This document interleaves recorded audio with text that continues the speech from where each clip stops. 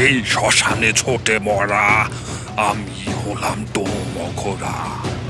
ওরে ওরে, আমার হাতে মরা বেঁচে ওঠে না, মরা ছোটে। তা ছুটুক, জীবিত না হলে আর ছুটবে কি করে? আর সব সময় কেউ কি ছুটবে নাকি? একটুও কি কথা বলবে না? নিশ্চয়ই বলবে। ছুটতে ছুটতে হাঁপিয়ে গেলেই ও ছোটা বন্ধ করে তোর ঘাড়ের উপর চেপে বসবে আর তোর সাথে গল্প করবে, করবে, করেই যাবে।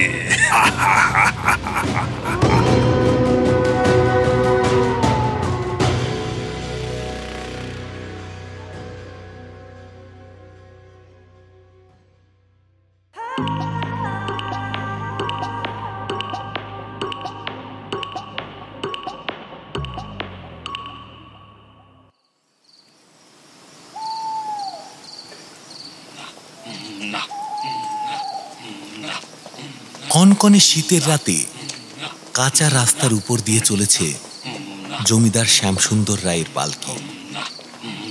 পালকি বাহক চারজনের সতর্ক দৃষ্টি পথের এদিক ওদিক ঘুরছে। এই রাস্তার আশেপাশে কোনো গ্রাম নেই, শুধুই আছে জঙ্গল আর ফাঁকা প্রান্তর। দূরে একটা শ্মশান আছে, ওদের গন্তব্য এখন সেই শ্মশান। হুন্না শব্দের সঙ্গে এইবার শোনা গেল আরো একটা অনবরত গুঞ্জন। পালকির পিছনে পিছনে আসছে চারজন শবদেহবাহী। তাদের চার কাঁধে রয়েছে চন্দন কাঠের খাটিয়া। সেই খাটিয়ায় দু চোখে তুলসী পাতা ও নাকে তুলো গুজে নিথর দেহে যে শুয়ে রয়েছে সে হলো জমিদার গিন্নি সুলেখা দেবী। শ্যামসুন্দরের মতো প্রভাবশালী জমিদারের স্ত্রীর মরণযাত্রা এত আড়ম্বরহীন, এত শোভাহীন কেন? কেনই বা তাকে রাত দুপুরে চোরের মতো তাদের খালি গ্রামের শ্মশান ছেড়ে এত দূরের শ্মশানে নিয়ে যাওয়া হচ্ছে? সেই বিষয়ে মনে অনেক প্রশ্ন জাগে। এই শ্মশানটা ওদের গ্রামের থেকে 7 ক্রোশ দূরে, পরিত্যক্ত। এই শ্মশানের রাস্তা, যে রাস্তায় কোনো সুস্থ সবল মানুষ দিনের কড়া রোদে আসতেও ভয় পায়, সেই শ্মশানে এই শীতের রাতে ঘুটঘুটে অন্ধকারে নিজের মৃত স্ত্রীকে নিয়ে যাত্রা করছে জমিদার শ্যামসুন্দর রায়। পালকি বাহক ও শবদেহ বাহক এসে থামল শ্মশানের সামনে।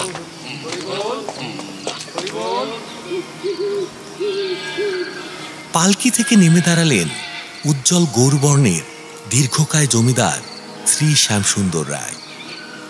আজ তার স্বাভাবিক দৃঢ়তার লোপ পেয়েছে। মুখে চোখে ফুটে রয়েছে অদম্য বেদনা।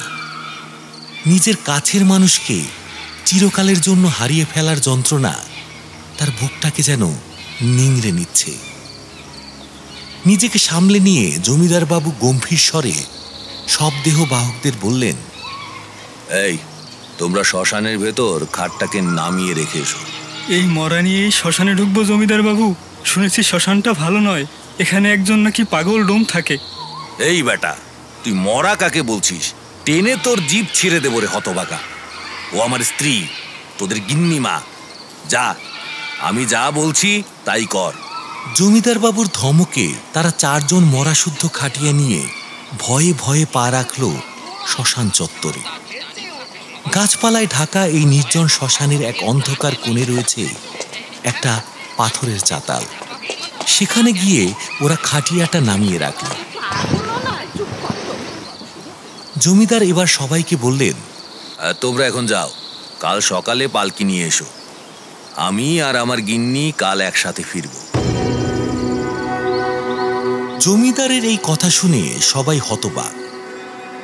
একসাথে ফিরবে মানে? জমিদার গিন্নি তো পরলোক গমন করেছে, তাহলে আর কার সাথে ফেরার কথা বলছে জমিদার বাবু?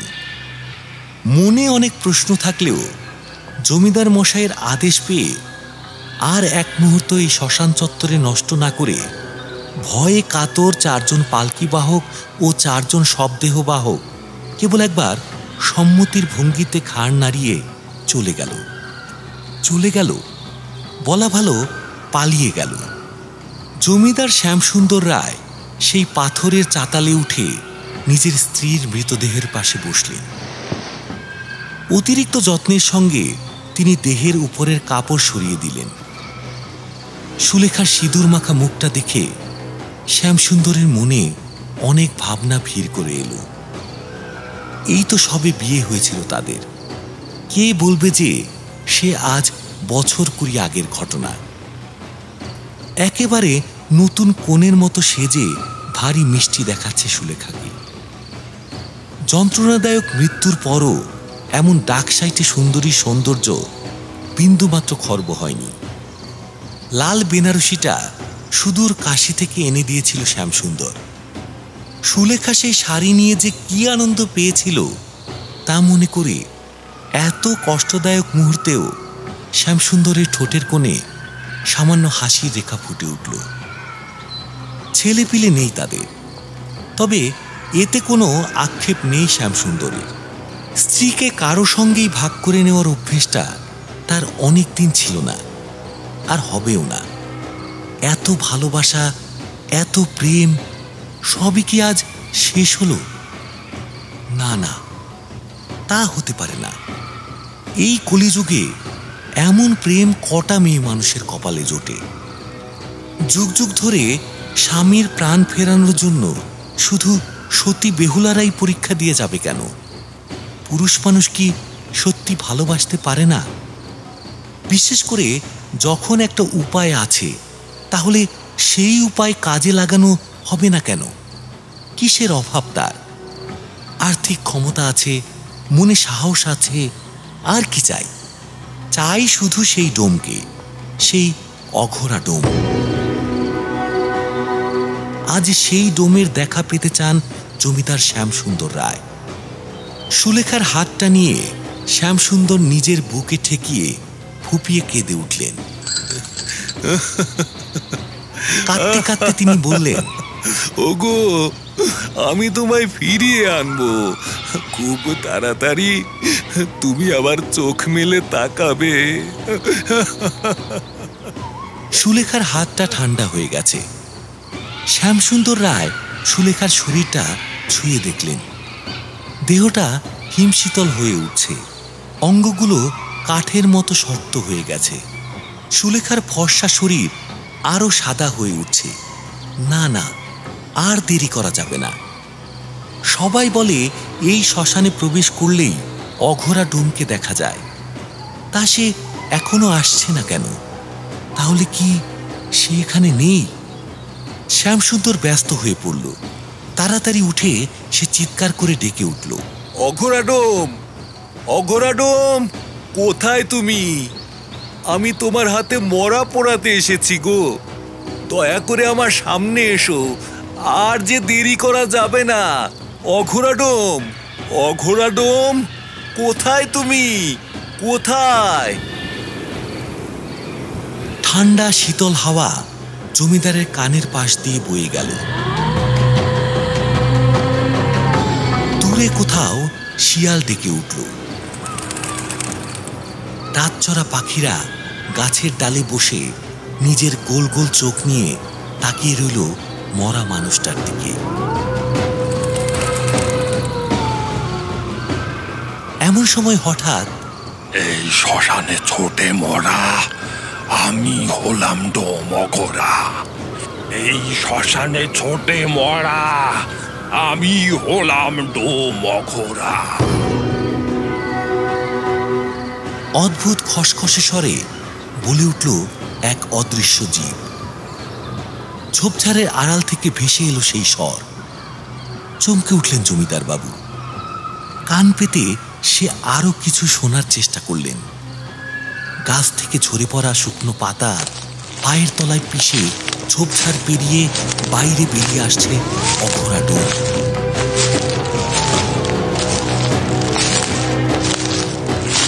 খাটো করে পড়া ময়লা ধুতি, ছেঁড়া একটা গামছাতে কোনো রকমে তার শরীর আবৃত।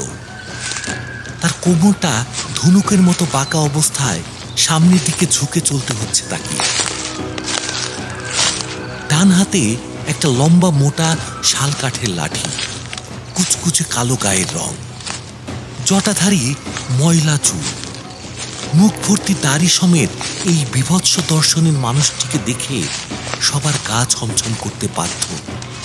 তাই হয়তো আর কেউ এখন আর এই শ্মশানে আসে না। জমিদার শ্যামসুন্দরের দিকে এগিয়ে আসতে আসতে সে বলল, কি চাই? এখানে কেন এসেছিস? অন্য সময় জমিদার মশাইকে কেউ তুই তোকারি করলে তার চামড়া টেনে হাতে ধরিয়ে দিত এই দুর্দণ্ড প্রতাপ ভূস্বামী, কিন্তু আজ তার সিংহাচরণ ক্ষয়ে এসেছে।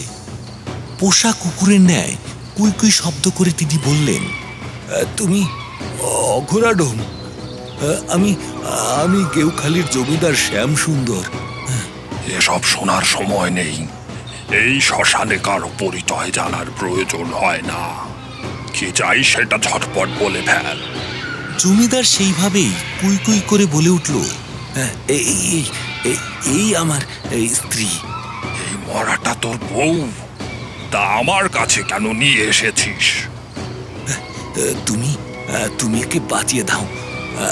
তোমার হাতে শুনেছি মরা বেঁচে ওঠে। তুমি তো নাকি সেই কথা বলে বেড়াও। হ্যাঁ। জমিদারের কথা শুনে হো হো করে হেসে উঠল অঘোরাডোম। হলুদ শ্যাওলা পরা দাঁতের বীভৎস হাসি শুনে গায়ে কাটা দিয়ে উঠল জমিদারের। জিভ দিয়ে নিজের কালো ঠোঁটটা একবার চেটে নিয়ে অঘোরাডোম চিৎকার করে বলল,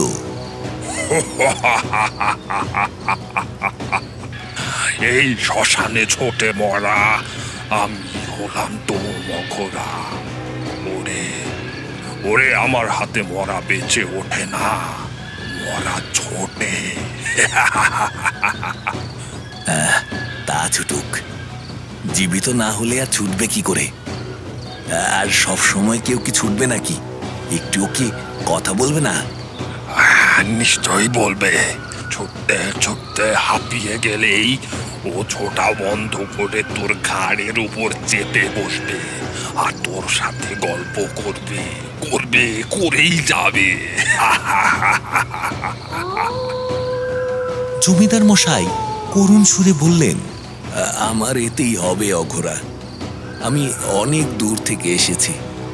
আমার স্ত্রী 7 দিনের জ্বরে মারা গেল। আমি মানতে পারলাম না। অনেক দিন ধরে তোমার কথা শুনেছিলাম, জানতাম এই শ্মশানে ভয়, কেউ মরা পোড়াতে আসে না। লোকমুখে শুনেছিলাম এই শ্মশানের আশেপাশে আসলে অনেকেই শুনেছে তোমার মুখে ওই বুলি। তাই তো কেউ এই শ্মশানে বহু বছর ধরে মরা পোড়াতে আসে না। সবাই তোমায় ভয় পায়। তাতে কারো দোষ নেই। যে শ্মশানে মরা ছোটে সে শ্মশানে কি আর সব আসবে? তোরও আসা উচিত হয়নি। যারা নিজেদের প্রিয়জনের মৃত্যুতে আঘাত পায় না তারা আসবে না। তাই নাকি? ভগবান মানুষের আয়ু তাকে জীবন দান করার আগেই নির্ধারণ করে। মানুষ হিসেবে আমাদের তা মেনে নেওয়াই উচিত। প্রকৃতির বিরুদ্ধে গিয়ে কোনো কাজ করতে গেলে কপালে চরম দুর্গতি, বড় বিপদ হতে পারে। তাই বলছি, একবার ভেবে নে। বিপদের ভয় জমিদার শ্যামসুন্দর রায় করে না। তাও বলছি ভেবে দেখ। এই শ্মশানে তুইও বন্দী হয়ে যেতে পারিস তোর স্ত্রীর সঙ্গে। জীবন মরণ যাই হোক, আমার স্ত্রী সঙ্গে থাকলে আমার আর কিচ্ছু চাই না। তুমি আর দেরি করো না, ওকে জাগানোর ব্যবস্থা করো। বেশ, এই শ্মশানে ছোটে মরা আমি হলাম ডোম অঘোরা। এই শ্মশানে ছোটে মরা আমি হলাম ডোম অঘোরা।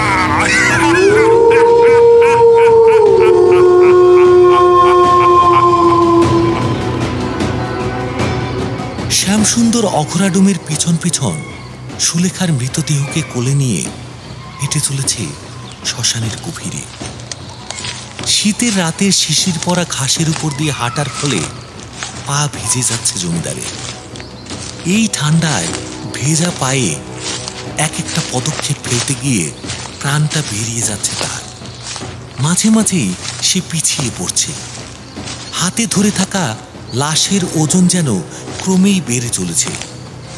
তার বউয়ের মুখটার দিকে তাকিয়েও জমিদার মশাই যখন আর ওকে বয়ে নিয়ে যাওয়ার মতো শারীরিক জোর পেলেন না, তখন তিনি কোনো রকমে বলে উঠলেন, আর কত দূর, আর যে পারছি না। ওকে ভেঙচিয়ে অঘোরা ডোম বলে উঠল, কেন এত ভরভরি সব বেরিয়ে গেল? বউয়ের জন্য তো পাগল হয়েই যাচ্ছিলি।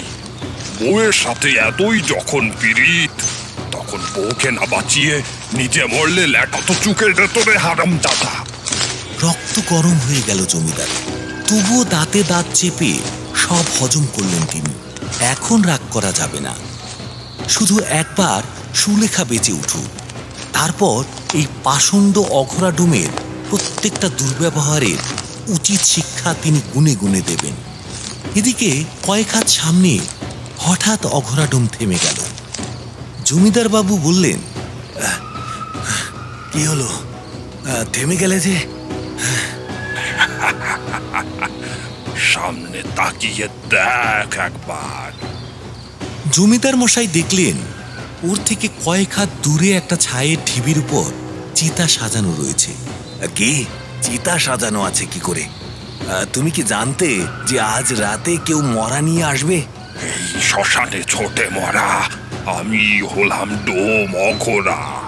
এই শ্মশানে ছোটে মরা এ চিতা সাজানোই থাকে। কতবার বলতে হবে, এই শ্মশানে মরা ছোটে। মরা যদি ছুটবে তাহলে পুড়বে কেমন ভাবে? বেশি না বকে চিতায় তুলে দে মরাটাকে। জমিদার মশাই তাই করলেন।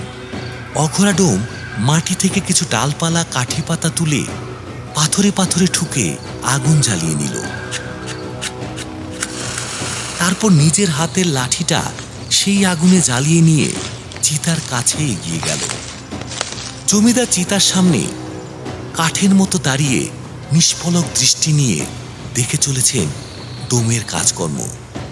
ডোম নিজের মুখটা একটু নিচু করে সুলেখার কানের সামনে বলল, এই শ্মশানে ছোটে মরা আমি হলাম ডোম অঘোরা। তাড়াতাড়ি উঠে পড়, নইলে আমার অভিশপ্ত হাতের আগুন তোকে দেব রে। আমার হাতের আগুন পেলে নরকেও ঠাই হবে না যে তোর পিশাচি। ওঠ ওঠ বলছি, এই শ্মশানে ছোটে মরা আমি হলাম ডোম অঘোরা। বলতে বলতে চিতায় অগ্নিসংযোগ করতে হাতের লাঠিটা আস্তে আস্তে এগোতে লাগলো অঘোরা। হতবাক জমিদার মশাই ব্যস্ত হয়ে বলে উঠলেন, কি করছো তুমি? পুড়ে গেলে সব শেষ হয়ে যাবে যে। কি করছো? থামো বলছি, থামো। কে শোনে কার কথা?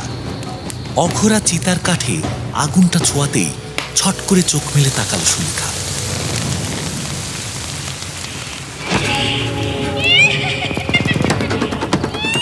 সঙ্গে সঙ্গে চিতার উপর থেকে এক লাফে নেমে এসে বিভৎস একটা কান ফাটানো হাসির সঙ্গে দু হাত মাথার উপরে তুলে শ্মশানের এদিক থেকে ওদিক ছুটতে লাগলো সুলেখা। এই দৃশ্য দেখে হাত পা এক জায়গায় জমে গেল জমিদারের। এ কি বিকট রূপ গিন্নির! সেই কোমল স্বভাবের মানুষটা যেন একটা নিকৃষ্ট খ্যাকশিয়াল জানোয়ার হয়ে গেছে। জমিদার বলে উঠলেন, ওই রকম ভাবে ছুটছে কেন? আমার কাছে আসছে না কেন? আসবে আসবে। সত্যি আসবে? উত্তেজিত হয়ে বললেন জমিদার মশাই। এই নাও, এই নাও, এটা তোমার। আমার স্ত্রীকে বাঁচানোর জন্য এই সামান্য উপহার তুমি গ্রহণ করো। নাও নাও। জমিদার মশাই রূপোর মুদ্রা ভর্তি একটা থলি অঘোরার হাতে দিল। এমন সময় কোথা থেকে ছুটতে ছুটতে ওদের সামনে এসে দাঁড়ালো সুলেখা। চুল অবিন্যস্ত, সারা মুখে লেপ্টে রয়েছে সিঁদুর। চোখের মনির আয়তন বৃদ্ধি পেয়ে পুরো চোখটাই প্রায় কালো হয়ে এসেছে, যেন উত্তেজনায় রক্ত সবেগে দৌড়াচ্ছে তার ধমনীতে ধমনীতে। কাঁধ থেকে শাড়ির আঁচল খসে পড়ে মাটিতে লুটাচ্ছে। চোখে মুখে বীভৎস পৈশাচিক ভাব, যেন শরীর আর আত্মার মধ্যে যে সুস্থ স্বাভাবিক সংযোগ থাকে তাতে বিকার ঘটেছে। আত্মা যেন এই শরীরের উপর থেকে তার অধিকার, তার নিয়ন্ত্রণ সব হারিয়েছে। জমিদার শ্যামসুন্দর রায় ওই রূপ দেখে থতমত খেয়ে বলে উঠলেন, কি হয়েছে সুলেখা? কি হয়েছে? অত রাগ করে তাকাচ্ছ কেন আমার দিকে? দেখো দেখো দেখো, আমি তোমাকে বাঁচিয়ে তুলেছি। দেখো, তোমার মৃত্যুর পরও তুমি কেমন ছুটে বেড়াচ্ছ। তোমার আনন্দ হচ্ছে না সুলেখা? হ্যাঁ, আনন্দ হচ্ছে না? আনন্দ? জীবন থাকতে আমায় মুক্তি দিলি না। ভেবেছিলাম ঘুমিয়ে একটু শান্তি পাবো। তুই তাতেও বাধা দিলি। সারা জীবন আমার সঙ্গে আঠার মতো লেগে রইলি। ঘরের মধ্যে বন্দি করে রেখে দিতিস। ভালোবাসার নামে পাগলামি করতিস। কারো সাথে এসে দুটো কথা বললে আমার উপর অত্যাচার করতিস। এমনকি আমার পেটের বাচ্চাটাকেও তুই মেরে ফেললি। কত করে বললাম, ও ছোট্ট প্রাণ, ওকে মেরো না। তুই কি বললি? আমার সঙ্গে শুধু তুই জড়িয়ে থাকবি? হ্যাঁ, আর কেউ আমার আদর, আমার ভালোবাসার ভাগ পাবে না। এই বলে আমার পেটে লাথির পর লাথি মেরে আমার বাচ্চাটাকে শেষ করে দিলি। এতদিন পর মরে গিয়ে তোর হাত থেকে মুক্তি পাবো ভাবলাম, কিন্তু তুই কি করলি? এই অভিশপ্ত শ্মশানে নিয়ে এসে আমায় মুক্তিও পেতে দিলি না। আমার ক্ষতি হলো না শয়তান? আমার ক্ষতি হলো না? এবার আমি সারাক্ষণ তোর সাথে আঠার মতো লেগে থাকবো। দেখবি।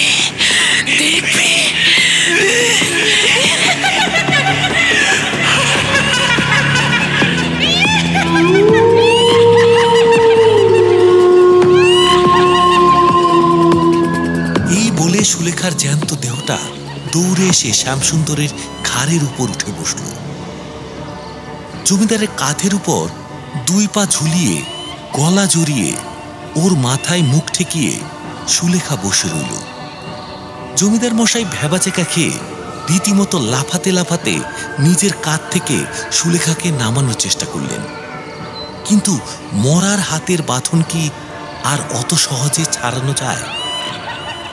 সুলেখার বন্ধন এতই দৃঢ় যে নিজেকে মুক্ত করার ক্ষমতা এই সামান্য জমিদারের নেই।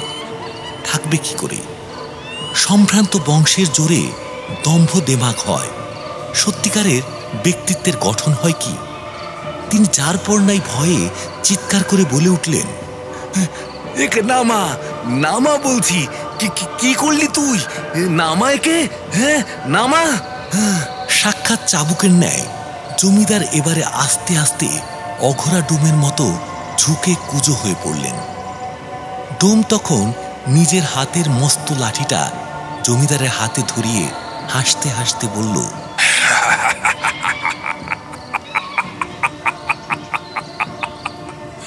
আজ থেকে আমার মুক্তি কি আনন্দ, কি আনন্দ, আমি মুক্ত।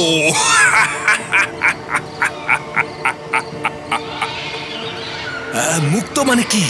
মুক্ত মানে কি অঘোরা? সত্যি করে বল, তুই কে? কে তুই? আজ থেকে অঘোরা ডোম আমি নই রে, অঘোরা ডোম এখন তুই। মানে আমি কেন অঘোরা হতে যাব? আমি তো জমিদার শ্যামসুন্দর রায়। আরে না, আজ থেকে এই অভিশাপ তোর উপর পড়ল।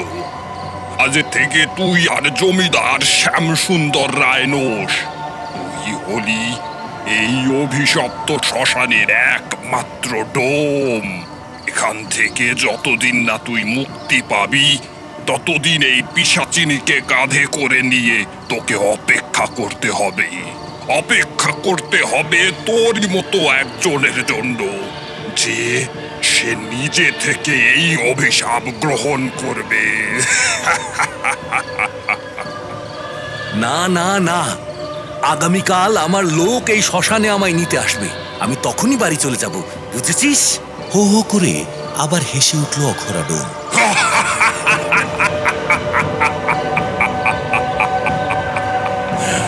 এই অভিশাপ যার উপর পড়ে আর পরিণতি কি হয় জানিস? তার আপনজনের স্মৃতি থেকে সে একেবারে চিরতরে লোপ পায়। তোকেও আর কারো মনে নেই রে। কাল তোকে নিতে আর কেউ আসবে না। দুর্ভাগ্য, কেবল দুর্ভাগ্য। আজ থেকে তোর ঘাড়ের উপর চেপে বসে থাকবে ওই পিশাচিনী। এই অভিশাপের ফলে তুই নিজে ওই শ্মশানের বাইরে পা রাখতে পারবি না। কেন এরকম করছো আমার সাথে? আমি তোমার কি ক্ষতি করেছি? কেন দিলে এই অভিশাপ? কেন দিলে? কেন দিলে? অনেক কাল আগের কথা। এই শ্মশানে তখন এক ডোম থাকতো। তার নাম ছিল অঘোরা। সারা জীবন সে শুধু মরা পুড়িয়েই গেছে। একদিন এক কাপালিক এসে এখানে বসবাস শুরু করলো, আর দেখতে দেখতে অঘোরা ডোম সেই কাপালিকের চেলা হয়ে উঠল। সেই কাপালিকের সাধনা দেখে তারও একদিন ইচ্ছে হলো যে সেও সাধনা করবে। কাপালিক তাকে অনেক বোঝালো, কিন্তু সে একেবারে নাছোড়বান্দা। ডোম থেকে এক বড় মাপের কাপালিক হওয়ার লোভ তখন তার মনের মধ্যে একেবারে ফুটছে।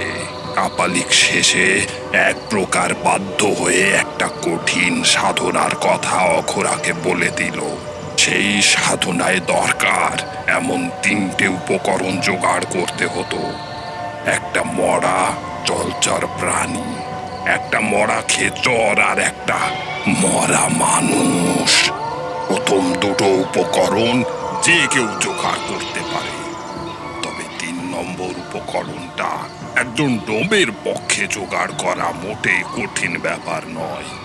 ফলে একদিন সমস্ত উপকরণ সমেত অঘোরা বসল সেই সাধনায়।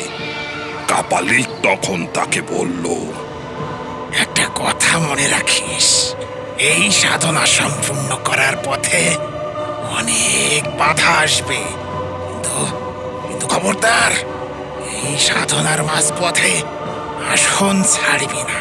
তাহলে তুই সমেত এই পুরো শ্মশান ভূমি অভিশপ্ত হয়ে যাবে। তোর হাতে আর কোনো মৃতদেহ অগ্নি গ্রহণ করবে না, কোনো মরা তুই আর ছুতে পারবি না। অঘোরা সব শুনে সাধনা শুরু করলো, কিন্তু ওই যা হওয়ার তাই হলো। আজ পথে হঠাৎ সে চোখ খুলে দেখলো সামনে রাখা মরাটা উঠে বসে তার মুখের দিকে হাসি হাসি মুখে চেয়ে রয়েছে। অঘোরা চমকে উঠে আসন ছেড়ে দিল। ব্যাস, কাপালিক চিৎকার করে উঠল, এ তুই কি করলি অঘোরা? কি বিপদ ডেকে আনলি তুই? সব শেষ হয়ে গেল। নিজের উপর তুই যে কি অভিশাপ ডেকে আনলি তা বুঝতে পারছিস না। আমাকে এখনই এই শ্মশান ছেড়ে চলে যেতে হবে। তুই আর তোর এই শ্মশান অভিশপ্ত হয়ে রয়ে যাবি। এই অভিশাপ ততদিন তোর সঙ্গে থাকবে যতদিন না এই অভিশাপ তোর থেকে কেউ স্বয়ং চেয়ে নিয়ে যাবে। সাধনা সম্পূর্ণ করতে পারল না অঘোরা। তার গুরুও তাকে ছেড়ে পালিয়ে গেল। কিছুদিন সব স্বাভাবিক মনে হলো অঘোরের, কিন্তু একদিন রাতে যখন হঠাৎ একদল লোক মরা পোড়াতে আসলো, আর অঘোরা যেই ওই মরাকে ছুঁয়ে অগ্নি সংযোগ করতে গেল, সঙ্গে সঙ্গে সেই মরা জ্যান্ত হয়ে ছোটাছুটি করতে লাগলো শ্মশানের মধ্যে। এই দেখে লোকজন সদল বলে ছুটে পালালো। অঘোরা ভয়ে তাদের পিছু পিছু ছুটে শ্মশান থেকে পালাতে গেল। কিন্তু এই অভিশাপের বাঁধন তাকে এই শ্মশানের গণ্ডির মধ্যেই আটকে রাখলো।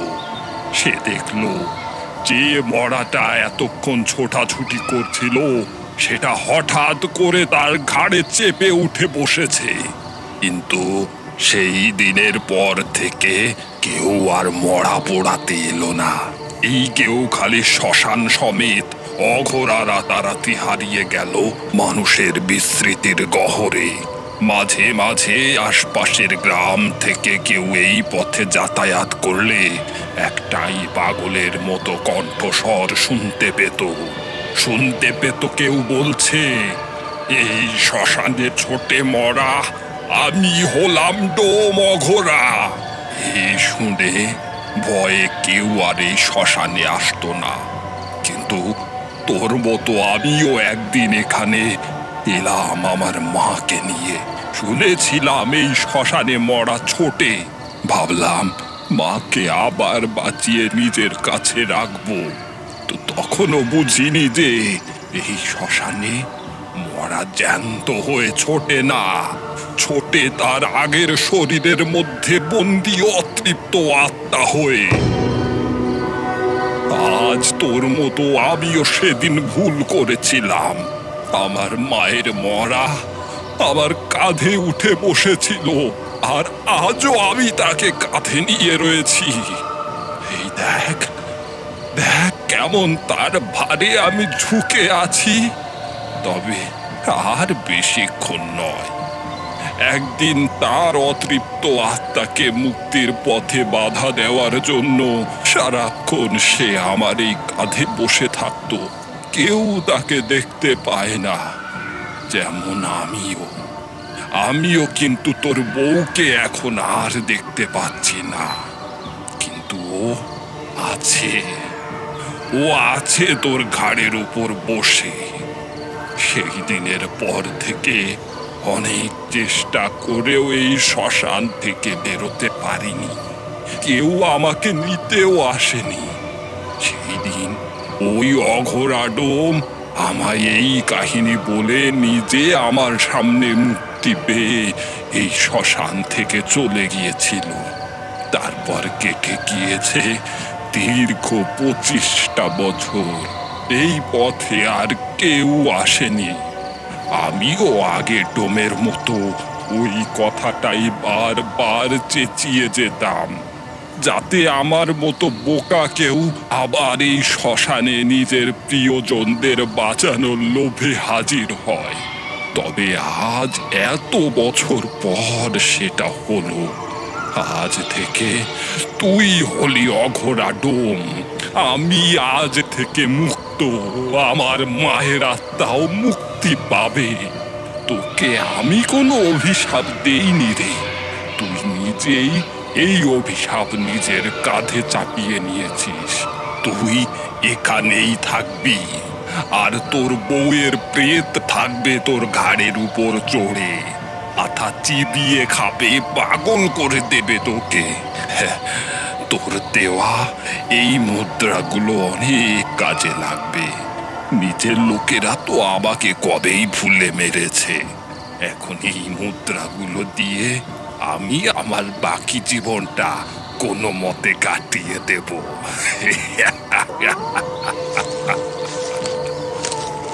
কথাগুলো বলেই অঘোরা হাঁটা লাগালো। তার পিছনে পিছনে ধাওয়া করল জমিদার শ্যামসুন্দর রায়।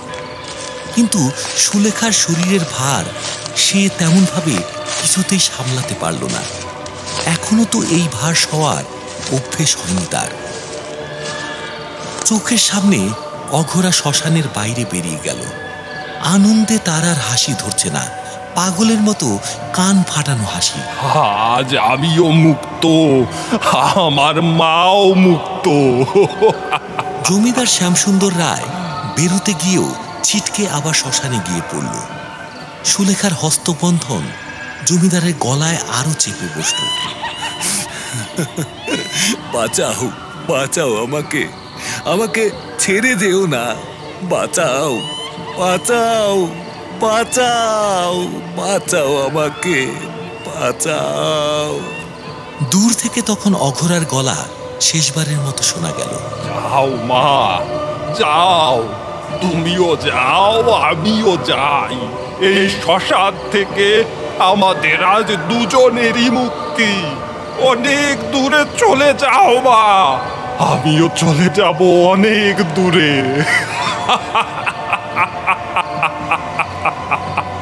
যাও মা, যাও। সে একইভাবে হাসতে হাসতে বলছে, এমনি এমনি কেউ আর এখানে আসবে না। ওর আমার মতো বেকুব মানুষকে টেনে আনতে চাইলে ওই এক কথা বলে যা, এই শ্মশানে ছোটে বড়া, আমি হলাম ডোম ঘোড়া। বলে যা, বলে যা।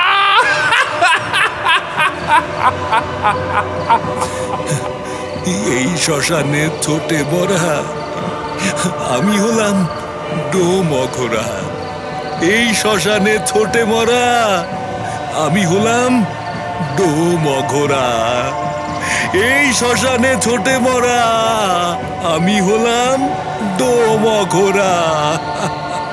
এই শ্মশানে ছোটে মরা, আমি হলাম ডোম অঘোরা। এরপর আস্তে আস্তে তার স্বর মিলিয়ে যায়।